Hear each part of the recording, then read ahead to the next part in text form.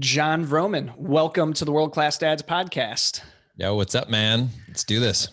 Yeah, I'm glad to have you on. I know that we've talked on my previous podcast on the Millennial Mastermind. You and I've connected offline a few times, but when I launched this show, your name came up multiple times. I was like, of course I have to have Jon on, but you were always on my list as one of the dads that I knew needed to be on the podcast because you've added so much value to me as a dad, as a young dad, and just to the, fatherhood community, and have always been a good resource for anybody who's out there looking to be a better dad. So I couldn't wait to get you on, highlight what you're doing, and then also pick your brain to see, what insights and dad learnings you've picked up over the years that might translate into some of the folks who come on to this show. And then I'm sure we'll eventually find their way over to what you're doing over at Front Row Dads. But just to kick things off, for those who are listening who haven't heard your name before, aren't familiar with what you do, would you mind just sharing a bit of your backstory and kind of what led you into the motherhood realm and all of the fun stuff that you're doing today? Yeah. So, I mean, what we do today is we help dads win at home.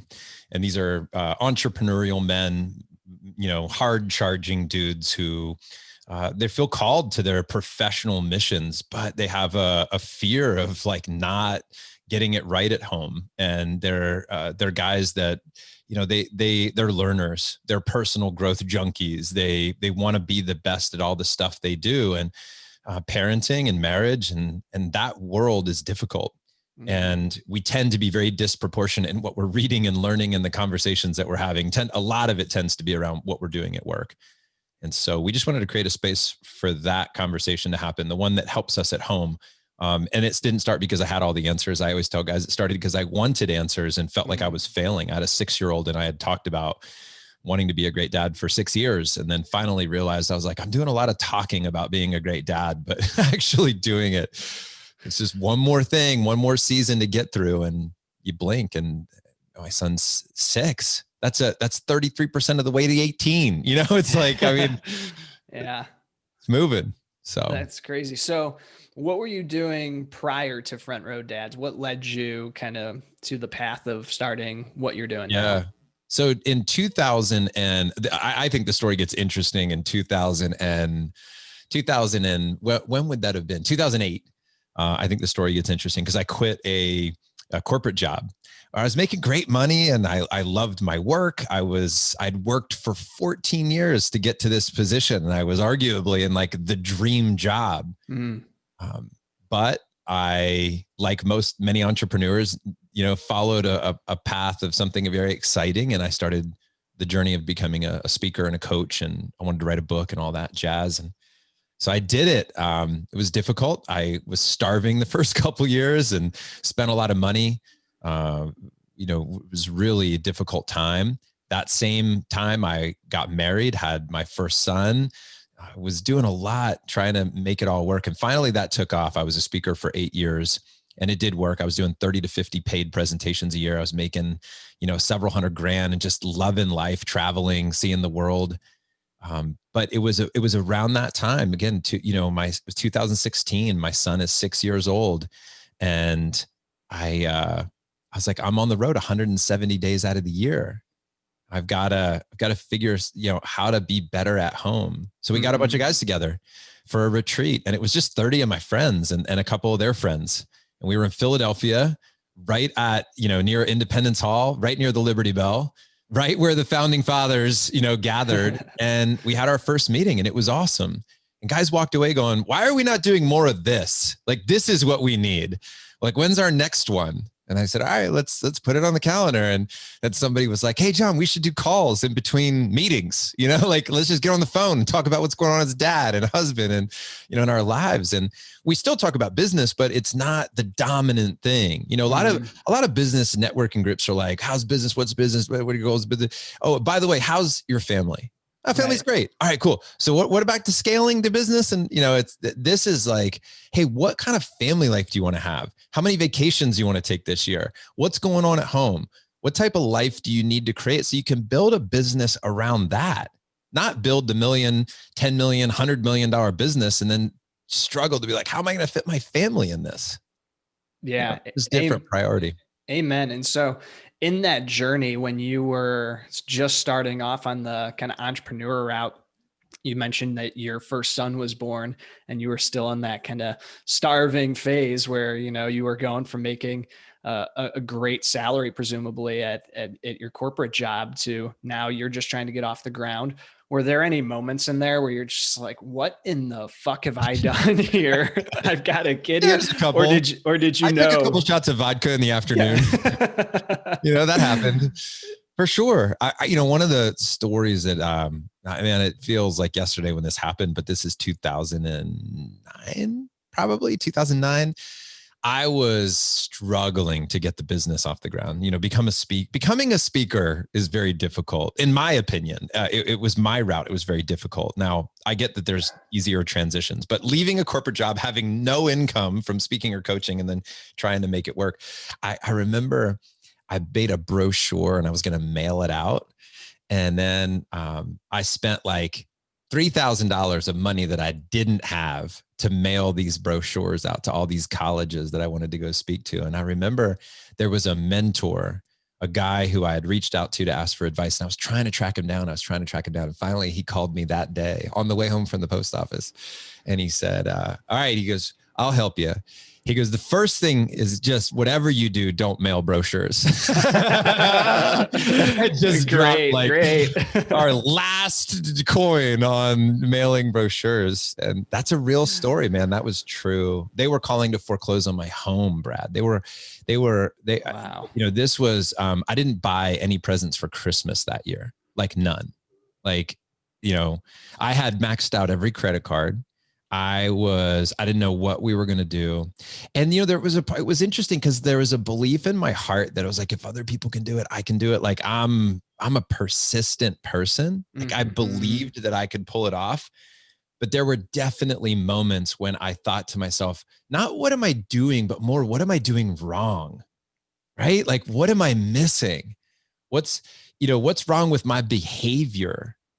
And I knew that if I could figure out what to shift, what to change, that I knew I'd get a different result. I was smart enough to know that. I just wasn't smart enough to know exactly the right things to do. You know what I mean? And I had to learn that. And like many of us do, we had to learn how to build a brand and how to communicate a message. What's the problem? What do you solve? Like, for people to understand niche is a really important one. Sure. We so badly are like, I leave and I'm like, I want to help people like be their best selves. And you're like, I don't know how to hire you for that. But once I figured out a few things when it comes to branding or positioning or marketing, and that's where you can then deploy your talents in the world. Mm-hmm. Yeah, I think I spent roughly 4 years on the Millennial Mastermind realizing that every time I thought I was niching down, I realized that I was still way too broad. Yeah, that's right. So this time around, we're trying to do it a little bit better. But so then fast forward a couple of years and you get to the point where you realize that you're doing very well in the business, but you're not where you want to be as a dad. And so you kind of pivot. But was there one specific or a set of things that made you come to that realization? Yeah, or was sure. it okay? Yeah, do you recall what those were? Yeah, they were, and sometimes they're little things that now when I look back, they're big things. But like, I'll give you a couple. So one is, I'm at this party and somebody says, "What do you do?" And I know they're asking me professionally, but I start in with the speaker, the coach, and then I cut myself off and I'm like, no, I'm a dad and I'm a husband, and when I'm not doing that, I do these other things. And they thought that was a great response. I thought that was a great response, except it wasn't true, right? Like I wasn't living that way. Yeah. That was a moment. Another moment was when I remember looking at my computer and I saw all these folders on my desktop for all these other things. Like I had an upcoming fundraising event for the charity. That was a folder. And I had a checklist for that. And I was doing meetings for that. And then I had a folder for my taxes, and I had a folder for all the things. I had a coaching folder and all the coaching clients. I was learning so much about my coaching clients, what made them tick, what their dreams were, what their fears were. And I was like, guess who I don't know that about? My wife. I don't know what her dreams are. I don't know what her fears are. I'm intensely involved in these coaching conversations. Like I'm hanging on every word my client is saying. And then I walk downstairs and I see my wife and I give her like this half-hearted kiss. And I go sit on the couch and I start watching TV because I'm exhausted and drained from the day. And I'm like, she's married, she's under contract, she's not going anywhere. But yet I would like show up as soon as a client needed me and be like, hey, what's up? Like, how can I help you? And there's a problem with that. So I think that for me, there was a great sense of self-awareness that was emerging over what I was saying was important and what I felt I cared about, and then actually how that was playing out in the real world. So I think that is so illuminating for you to bring that up, because I think there's two types of folks who are listening right now. Those who are either where you were, who realize that they've drifted a little bit from where they want to be. They know they want to be great dads and husbands and family men, but they recognize that they might be a little bit off kilter there. Or dads like myself who are younger dads and are trying to get off on the right foot and just stay down the right path and not F it up from, the beginning to where I need to course correct, just kind of be on the path from the beginning. And that's why even before I had a daughter, looked at guys like you to try to figure out, all right, what does that look like? So I really want to see from your perspective, if there are any specific things that you changed, that you started to do once you came to that realization. I mean, obviously you started Front Row Dads, started getting together with this group of men who had similar ambitions, but within your own life, were there things that either you started doing or you saw some other dads and Front Row Dads doing that you're like, that's where I need to be? That maybe some dads who are listening, and myself included, could take action on those things today to start doing something similar? Yeah, that's a great question. It's a very personal journey, right? And for everybody, this is going to be very different. But for me, and I love that you talk about looking out and seeing what other guys are doing, because so many of my best ideas have come from watching other great men really show up for their families. And like most of us, there's some strengths and there's some weaknesses. And if we can find a way to cultivate more of the strengths, if we can just bring those strengths to the surface and tell your best stories, right? That's what we want to do. Tell the best stories so that your stories can become my stories. That's where it all happens. So yeah, there are specific things like, and I'll try to credit people where credit is due. And it's sometimes I forget to credit people because there's so many mentors along the way, right? And I don't even remember where I got that great idea, but thank goodness for the dude who did it. But I think about somebody like Jay Papasan, right? And Jeff Woods of The One Thing. And I remember learning from Jay that, to put your family vacation on the calendar first, or to build your family calendar and then build your business around it. That was a shift, right? That was, and an example of that would be, I used to tell my wife that my best hours of the day were the morning hours, like 7 a.m. to 11 a.m. And as a young entrepreneur, when I didn't have a family and you're just like, it's all you that you have to worry about, right? That's what you learn. So you develop a mentality and a habit that these are my best hours. I'm a business person. I give my best to the hardest projects to get going. But then I realized that, wait a minute, I'm no longer a 24-year-old entrepreneur. I am a 32-year-old dad, or a 36-year-old dad, or now a 45-year-old dad. And my best hours should go to my family.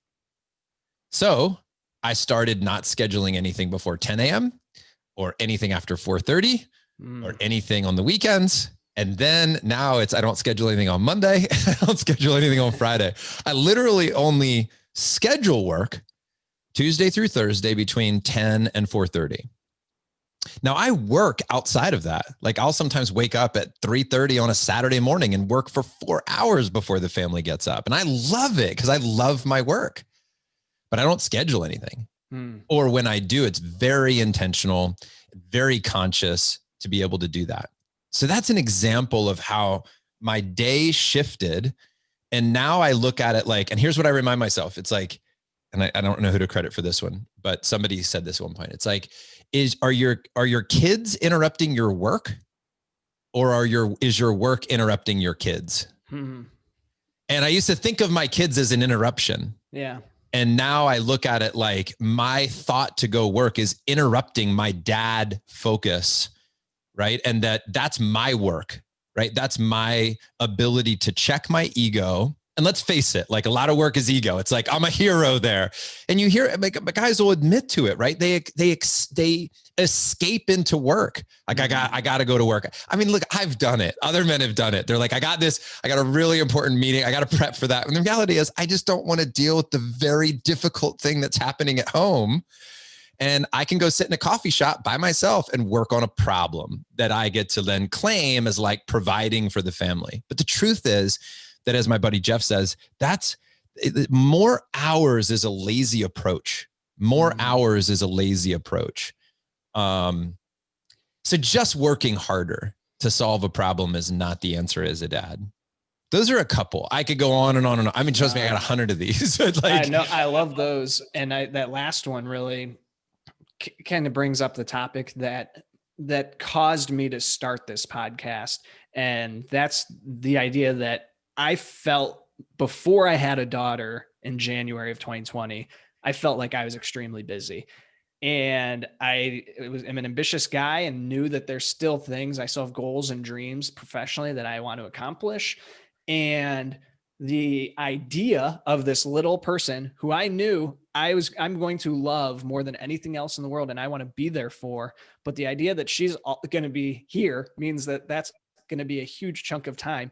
So how the hell am I going to do everything? And so it's really the time management conundrum. And it gave me such anxiety that I was like, okay, I need to figure this out, because I don't know where to start even without a daughter. And then of course, as she got here, that proved to be 100% true. I stopped doing my last podcast, but knew that there needed to be the answers out there that because there's guys like yourself, like, Joe DeSena, who started Spartan Race, all these different guys who have been on this show, a lot of guys who are in your group who are kicking ass in their professional pursuits, but also going above and beyond as dads. So when it comes to time management, are there any specific, you mentioned the scheduling, but are there any specific tactics or tools that you leverage to help you better manage your time so that those hours you schedule don't bleed into family time and you don't have to think of your work as intruding on your being a dad? There's thousands, man. But I know that's not a good answer. It's not satiating. And here's the thing. The other unsexy answer, the one that's like, you'll hear it over and over and over again. All about unsexy things. Probably because it's true, is saying no, right? Like the amount of times that, and I'm such a yes person. I'm such a, like, I want to make everybody happy. I want to say yes to everybody that reaches out. I want to say yes to the time. Somebody's like, I need time, right? I want to say yes. But the discipline for me has been in saying no. One of the most difficult things I said no to this year. So I started Front Row Foundation in 2005, a charity that helps kids and adults that have a life-threatening illness to see the event of their dreams from the front row. And it was once just a way for my friends and I to do something fun, to give back, to find more meaning and fulfillment in our lives. But it turned into a pretty big organization. Like, we've raised millions of dollars. We have a full-time staff. Like, this is a real charity, like that does amazing work, but it was taking so much time and I loved it. I literally have the charity logo tattooed on my arm. Like, it is a part of my heart, right? It is 15 years that I've poured into this charity. And this year I hired a full-time executive director to run that charity. And saying no to that was like a major identity crisis for me, because for 15 years, I was the founder of Front Row Foundation. And like, this was a child, and I felt like abandoning it would be like leaving a child behind on somebody's doorstep in a basket. Like, it didn't feel right. But then I had to be honest with myself, Brad, about how much time I have during the day and how, and what I really, really, really care about. And it was difficult for me to even say to myself, that I'm not able to do everything for everyone at all times, and I need to make some decisions. And the root of that word decision is to cut out, to eliminate. And there were lots of things like that's a big thing in my life. But I'll give you another example is like managing my to-do list. I'm an idea guy. Look at my strengths, my Clifton 34 strengths. I'm an idea generator. Ideation is my number one. I have ideas every 6 seconds. Well, learning how to create a capture list, just to capture an idea and get it out of my head and onto a list, but not one that I'm looking at all the time. I have a today list, a this week list, and I have a capture list. Learning how to work with my own strengths and recognizing who I am. This is all self-awareness. I mean, the reality is that a lot of our ability to manage our time is our ability to know ourselves and our habits and what's working and what's not. So creating Friday open space as a time management tool is what I call follow-up Friday.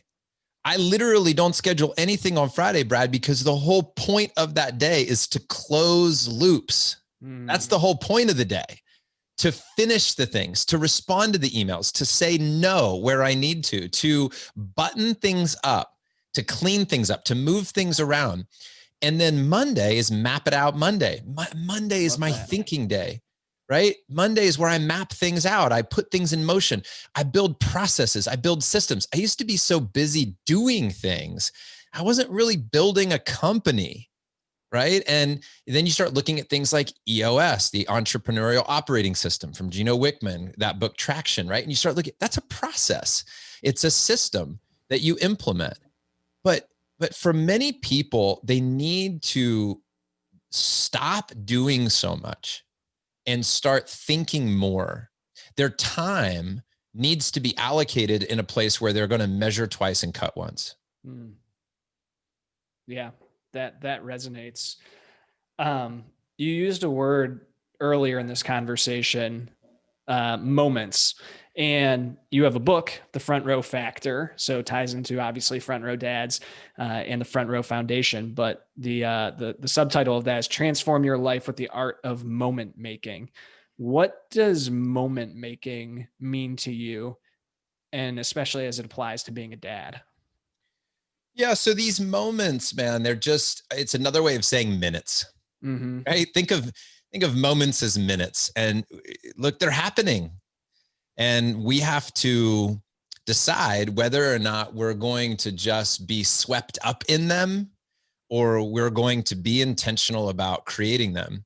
And when you think about goal setting for the year, making a plan, or, in your 90-day, your 12-week plan, your whatever it might be, right? This is basically deciding what type of moments we want to create in our lives.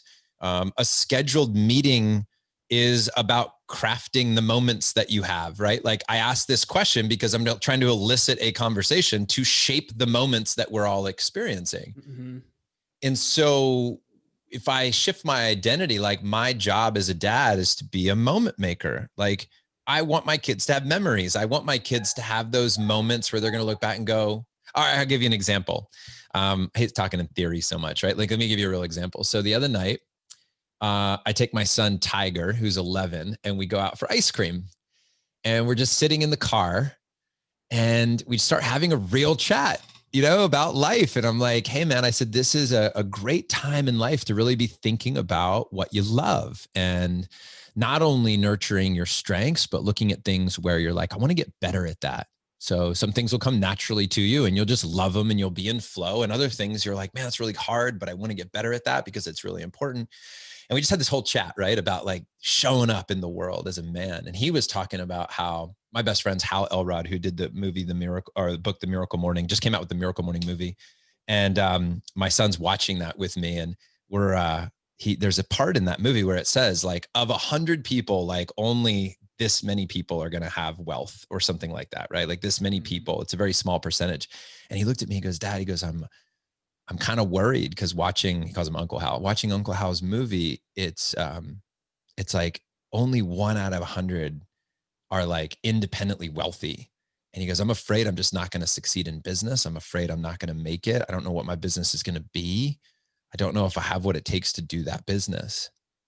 And we had this like real dialogue around this, Brad. And it was really cool. And I reminded him, I go, buddy, I go, that's why I'm your dad. That's why Hal is your Uncle Hal. That's why we have our friends in our life. Like, you know, Tim Nikolaev and John Kane, Justin Donald, and, you know, all these people that are like his uncles, you know, and I go, that's why we have friendships, because when you face problems in life, your friends will help you through those. And when your friends face problems in life, you're going to help them. And that the key to life is about relationships. Everything is about you being the best of you for yourself and your friends. And if they're being the best for themselves and being the best for you, that teamwork is what makes everything not only happen and work and you can be successful, but you'll actually enjoy it along the way. And we just had this amazing talk. And he looked at me at the end and he goes, hey, thanks for the talk. You know, like it was like that moment where he's like, thanks for the talk. Like, thanks for the time. Like, really, thanks for taking me out. And dude, you know what he did the next morning?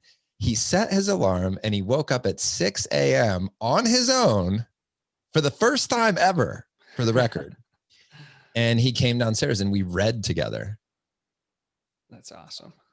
And dude, I just think like, I think that, and that's the juice of life. I don't even know where I was going with all that, but I just got all excited to tell you that story. No, I mean, we're talking about moment making, and you made that moment. That's and right. That's what it is. It's just seizing that moment. That's all. That's exactly what I want to tell you that. Yeah. Well, what comes up when you tell me that story for me is, how do you facilitate or create that connection or that moment? Is it just by asking the right questions, or is it literally a lifetime of creating this ecosystem within your family that your son feels comfortable in asking that? The answer is yes, right? It's like, who really knows? Because there's some science behind it and there's some art behind it, but here's what we tried to figure out. Through 15 years of making these moments possible for people in the charity, we came up with an acronym for ourselves we called it LIFT, right? We wanted to lift people up. Being in the front row, think about the metaphor, like there's so much energy put into like playing the game, like get on the field, play the game. Awesome. I concur, right? Like get on the field, play the game. But remember, that's not all there is to life. Right? Like a parent that's on the sideline cheering for their kids. Are they a loser because they're not playing the game? It's like, no, they're fucking cheering their kid on, right? Like, there's that's a front row moment is when you lift somebody else up. That's a front row moment when you're lifting somebody up, putting them on stage, making them the rock star, watching them play the game. Right. And you're a participant when you do that, not a spectator, you're a participant. You're playing a role in that by lifting them. Well, LIFT stands for this in our community. Listen deeply. If you want to move somebody, listen deeply. Like imagine, let's just play out the rock star concert theme for a moment, right? What does every rock star want from his audience? For them to listen. Mm-hmm. That's why they made the song. That's why they're there. They want their fans to be listening. Well, whenever I want to be a moment maker for my wife, I got to listen. The best gifts I've given her are the ones where she told me in July and I got it for her in December because I was listening. And for the record, gents, I've failed 1,000 fucking times on this, but every now and then I win, right? So listen. The second one is to include other people, because remember that for a lot of things, the moments are expansive when we include other people. And I'll give you an example of how that happens. Like it's not always physically including them. Although like a surprise party is a great example of that. Like when you include other people into a surprise party, it makes it that much more exciting. But keep in mind that when I'm in the car talking with Tiger and the two of us are alone, I included Hal in that conversation, didn't I? Like I brought other people in. So anytime that we can include other people in the dialogue, that's important. The third part of the LIFT model is to fill their cup. And to fill their cup, what that means delivering on what we know they need. So in the Tiger situation, the way I fill their cup is by calling out his strengths. So the front row moment really right there is where I give to him. I praise him. That's like at a concert where you're cheering and you're raising your hands and you're yelling, I love you, right? It's like you're giving that person what they need to fill their cup. So it's the actions that go behind it, not just listening, but actually acting out and pouring back into that person. That's a moment when you pour back into them. And a genuine compliment can get you there, right? Tiger, here's what I see in you. You're so good at talking to people. You're so good at loving on people. You're such a great friend. Remember when you did this for your buddy Martin? You remember when you did this for your buddy Tyler? That's what makes you a great friend. Right? So you fill their cup. I was telling you earlier before we started the show that I do these weekly photographs. I don't know if anybody's ever going to see this video, but it'll be up on YouTube. Yeah. Okay. All right. So go check it out on YouTube, guys. But I'm showing a picture of my son Tiger right now for those of you just listening, and he's holding a fishing pole. And this is a photo album that I've got. And I've got like a bunch of pictures of my kids. Each child has their own photo album. And all I do is I just write notes on the back. And every week I give them a note that calls up their strength, right? That's it.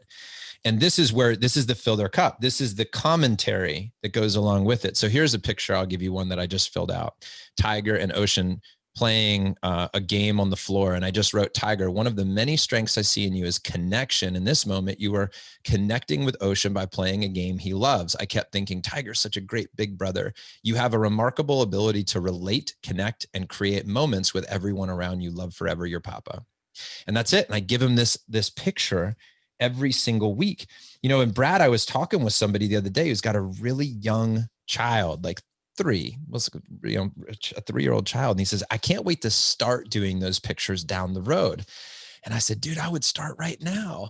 I said, you know how much I would give to know what I was doing at 3? Yeah. Like if somebody was like, just told me you sat with this puzzle for 2 seconds and then you went to something else because your strength is being curious and looking at lots of different things. Or you sat with this puzzle for 1 hour. Your strength is being able to focus, right? Mm-hmm. Or, hey, your strength is being able to speak your mind. You hated this food. Like I love that you were vocal and that you could just tell us what you want. Or, hey, I love that your strength is that you're just willing to try everything and you're so adaptable and you're like, whatever it is, like you can take pictures of really young kids doing their thing and just calling out their strengths. Do the picture once a month or once a quarter or whatever, but like just start paying attention because I would love to know what I was like at 3. Yeah. Makes sense? Awesome. Yeah. And the last part, at risk of over talking this, I know this is a long story, but it's I love it. Let's hear the T. The last part of the lift model, the T is thanks and gratitude. And I think that this piece of the acronym, when it comes to lifting somebody and creating a moment is just to be appreciative of that moment. And, what it might look like with my son, Tiger, is just, buddy, thank you for this conversation together. Like, thanks for being a kid that listens. Thanks for being a friend of mine or a buddy of mine or a conversationalist like you are. Like, just thank you thank you for your comment. Thank you for your, whatever it is, right? Just like something, and it can be so brief. It could be one sentence. Can even be potentially a look, but it's a look of gratitude and thanks. Thanks for that person showing up. Thanks for the moment itself, whatever it is. And that's it, man. That's the lift model. Yeah, I love that because you can use that with your kids. You can use that with your spouse. You can use that really in any relationship in your life. Business. Yeah. Business, anything. And it's such a cool way just to be able to level up those relationships and those experiences and those moments. So I appreciate you sharing that. One other piece of your background story that I forgot to ask about while we were talking about, but I thought was so interesting is, as you were going through these different transitions, whether it was first starting your speaking career and diving into entrepreneurship early on, and then your son was born, or when it's transitioning into kind of that new phase of front row dads, I'm curious what your relationship and your conversations were like. I guess those are two very different and broad things, but specifically with your wife, when you were going through maybe the transitional phases and you knew you had it within you to be successful. You felt that if you just had that persistence, hard work, and made those tweaks, you knew that you could get there. But how did that work when, there's the other team member there that needs to be on board for the journey? Yeah. I mean, how did she feel about, in 2009 when I didn't get her shit for Christmas? Yeah, Like, exactly. how did she feel about that? Yeah. Well, prior to that, 2 years earlier, I'm working as a incentives manager, and I'm literally taking like hundreds of people all around the world. I'm going to like, one of my first trips with her was to Hawaii, and they put me up in a presidential suite, and we're island hopping, and we're doing scuba diving and eating the best foods, all that stuff. I took her to Argentina. I took her to we literally went everywhere because my job, part of that was travel. Then I was like, will you marry me? She said, yes. She got pregnant. And I was like, I'm going to quit my job. Yeah. And that, as you can imagine, did create a little bit of a strain. Now, was she harping on me every day? Like, I'm not going to tell you that she was the wife who's like, what the hell are you doing? You're such a loser. Like, that was not her. She was very supportive. She's very loving, but let's face it. Like, at some point, that's a tough thing, right? She wants to live her life. She wants to buy things. She wants to be able to travel. She doesn't want to be poor forever. Right? Like, she'll still love me, but she'd rather love me on a trip, right? She'd rather so would I, right? Like, I can find a way to try to be joyful no matter what. I don't think money buys happiness. I do think money needs to get you a roof over your head, food in your mouth, proper medical care. Like, those are basic human needs that I think are important to be met. I don't think you become a lot more happy between 100 and 500,000 or $1 million in income. I don't think so. But I do think that there are moments where money can fund some of your dreams. And she was aware of that. And so was I. So it did cause strain every now and then, right? It did cause pain. And especially with some of my friends who are hitting it big. Like, let's be real here. Okay.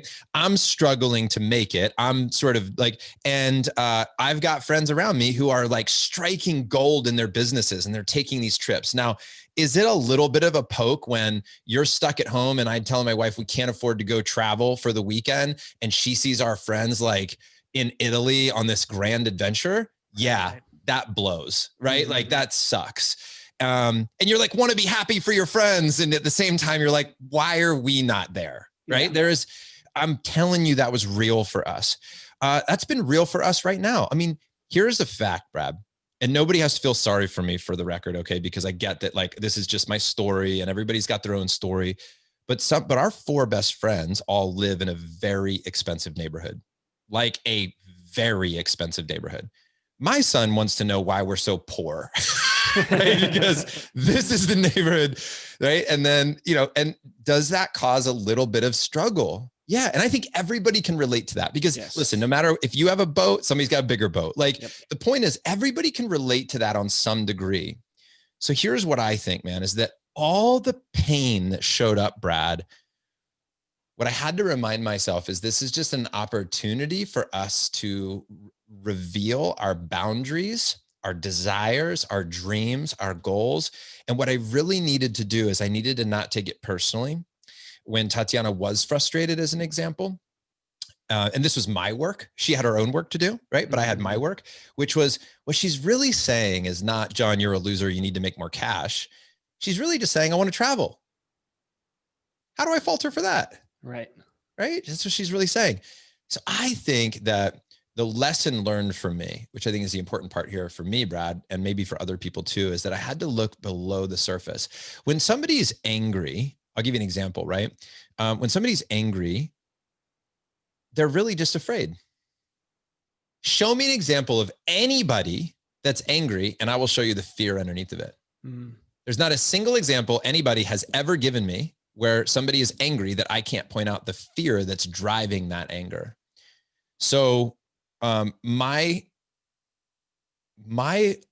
work was to really know my wife, to really know myself. And the way that we navigated those tough spots, the being broke, the building a business, the long hours, was to be honest with ourselves, be honest with each other, and to grow, mentally, spiritually, emotionally together. Yeah. I love that. I mean, I think you're absolutely right. I first of all, I just want to say I appreciate your willingness to share kind of the deep, dark times with us, because always honest about it, brother. And I think that it's important because so many of us face those things. And might not have the crew around us to be honest that they've experienced it or are experiencing those same type of emotions. And that's one of the things I love about you and your openness and willing to come on the show and share that, is that it, I think, gives men the permission to admit, even if they haven't to themselves, that that's what they're experiencing. But also with what you mentioned there is kind of, oh, as my dog loses his shit. But also you just talked about how being open and honest with your wife and growing with your wife was the way to get through that. How did you guys, do you have any tactics, or do you guys sit down and talk about these things in a structured format? Or is it just, hey, let's go out to dinner. Yeah, and dude, let it's me a just share my total shit thoughts. show, Brad. Let's be like, here's the thing. I think people might assume that because I'm the founder of Front Row Dads and I lead these 190, and I use that word very lightly, by the way. I mean, men will call me the leader of the group, but I'm a participant in the group. Let's be clear. Like, there are many leaders in our group. Mm-hmm. I positioned it that way from the get-go, that, I mean, these guys are running calls for each other. I am not the guru in the group. I am an organizer of people. I'm a lover of people, but I am not the go-to guy for all things dad stuff. I'll be really honest with people. I've had some really big wins, but a lot of what I've learned from these guys. What was it? Tell me the question one more time. I want to make sure. So exactly. how do you how do you go about having those conversations and facilitating that honesty and tackling those challenging Dude, it's different for everybody. I call my wife the Russian assassin. She is like straightforward, like brutally honest at times. She's called me a back row dad, right? At times. And I say that in a loving way, where it doesn't always feel so loving in the moment. I mean, have I had my feelings hurt? Definitely. Like, are our meetings messy? Do we sit down like to plan, and then like 2 minutes later we piss each other off and walk away from the table? Like, yes, like all that's possible. All that happens in our home. Structure is not our strength. It's not my strength it's not a strength for my wife. It is more for me, but she's a free flowing, free spirit. Mm-hmm. And one of the things that our therapist, who I'm a big proponent of, like therapy, coaching, working with anybody. And we've even done it with other couples. We'll go to their house and we like coach each other. Like, mm-hmm. That's awesome. I think that, for a lot of guys, a lot of people, a lot of humans, ego is really a big thing. And ego, let's agree, is a false self, right? Like this projected self. For Tatiana and I had to learn that that my way was not the right way. I was really afraid that we were going to fail as a couple, fail as parents. That fear turned into anger, and anger is like this righteousness of, we got to do it this way. Right. And, or we're going to fail. And what my therapist reminded me, she goes, Jon, your world of words and structure and planning and time blocking and all that, it's not right. It's not. Like, if you look at the human being born into this planet, that's all a construct. That's all an agreement that we've all said, this is the way it's supposed to be done. But dude, as a person on this planet, do whatever the hell you want to do. At least that's the hope, right? That's the freedom. She can be anybody she wants to be. Who am I to say, like, it has to happen? Like, this is the structure. So she's much more in the moment. She's much more of a free spirit. So a lot of what has allowed us to make it through this is not a structure. It's not those things. It's actually community, because the best growth that we've had as a couple has come via our friends. I realized that I cannot coach my wife, and nor should I, right? Like, that's not my role. My job is to love my wife. My job is to, no, not that I won't ever say anything direct, right? Or whatever, speak my mind, I will. But it's amazing to me when our friends get together and like, they're talking about like the Enneagram, I'm talking about the Enneagram, the personality profile assessment, and whatnot. And and like, my friends are talking to her about the Enneagram, and she's having this incredible growth, and they're talking to her about their schedules and how, but when our best collaborations actually happen with other couples, with community, right? Not just the two of us. I've also learned, though, that when it is just the two of us, there's two things I'll tell you that I've learned. One is timing over topic. It's not what we're talking about, it's when we're talking about it. timing over topic. And that led me to discover that our best conversations happen when we're walking together, right? And not only just walking, but walking in nature. We are far more likely to have a productive dialogue on a walk, on a trail, than anywhere else. And a lot of that just comes from fucking it up a lot of times and a lot of bad conversations and a lot of like tears and fights. But timing over topic, right? Where we chat is very important. And, those are some of the things that have worked for us. I don't talk to her first thing in the morning. We don't talk late at night. Those always suck. And I have to recognize that most of the time, Brad, when we're fighting, it's my work that needs to be done. But the lie is her work needs to be done. Oh man, that hits home so close. I can just vividly picture so many times where I'll bring up some important topic as she's on her way out the door or something. Are you seriously trying to talk about this right now? Oh my God, that's hilarious. Yeah. No, I think that's some awesome insights. Jon, I know we're running low on time here, but one question I do love to ask each of the guests is kind of the time machine question that you get a lot of times in business, but I love to hear it from a fatherhood perspective of, if you could jump into a time machine and go back and talk to yourself, just before that first little tiger comes out and is unleashed on the world and into your life, are there any pieces of advice that you would give to your younger father self, just as you're kicking that journey off? Yeah, I love this question, and I've got a standard answer to this question. And it's not actually any advice that I would give. My hope is that if I had the opportunity to talk to my younger self, I would just ask questions and listen.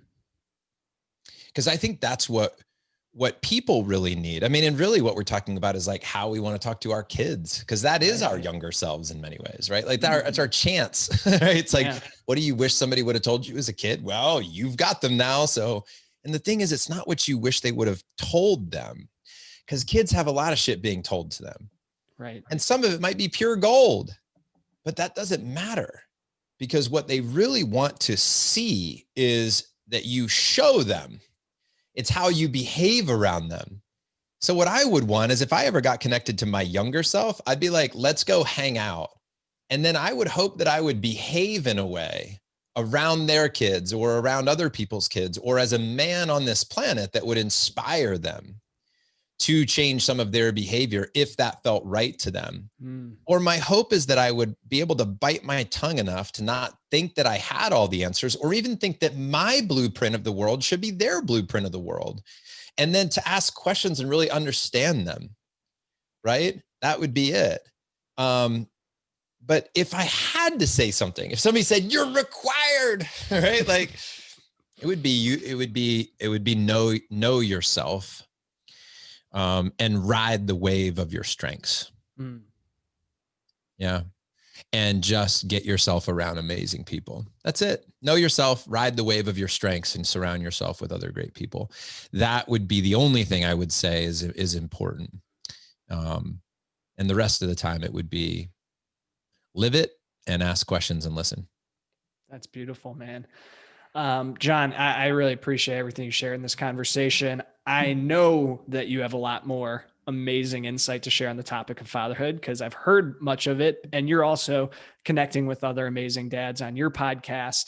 And you have an amazing organization at Front Row Dads. So where would you point people to learn more about you, or hear what you've got going on over at Front Row Dads? Yeah, man, just the website, frontrowdads.com. Check out the top 10 podcasts, I think is a great place to start. Chances are, if you're listening to the show, you like to listen to stuff.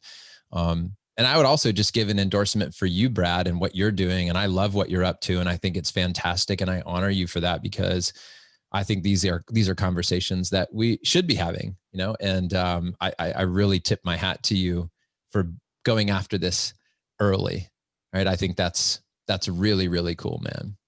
So I honor you for that. All right. Well, thank you for being here, brother. Thank you for all that you do. And everybody go check out Front Row Dads. There's a ton of stuff over there that you can learn from and grow from. So thanks, Jon. Thanks, Brad.